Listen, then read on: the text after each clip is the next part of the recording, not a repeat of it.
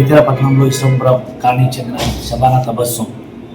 ఆమె 24 రాత్రి వాళ్ళ అమ్మగారింటికి వెళ్తూ తాళం వేసుకొని వెళ్ళగా తెల్లవారుజామున అదే కాలనీకి చెందిన మహమ్మద్ షోయబ్, తండ్రి పేరు హబీబ్ ఖాన్, 19 సంవత్సరాల అనే వ్యక్తి వాళ్ళ ఇంట్లో తాళం పగలగొట్టి ఇంట్లో గల బంగారం మరియు డబ్బులను దొంగలించడానికి ఫిర్యాదు రాగా వెంటనే నిన్నటి రోజున మా ఎస్పీ గారి ఆదేశం ప్రకారం డిఎస్పీ సూచన మేరకు ఐడి పార్టీ సిబ్బందిని అప్రమత్తం చేసి వెతికగా క్లూస్ ఆధారంగా వెంటనే ఈ షోయబ్ అనే వ్యక్తిని పట్టుకోవడం జరిగి ఈరోజు అచ్చల సమక్షంలో ముద్దాయిని పట్టుకొని బంగారం మరియు నగదును రికవర్ చేయడం జరిగింది. ముద్దాయిని వెంటనే కోర్టులో హాజరుపరిచి రిమాండ్కి పంపిస్తున్నాం.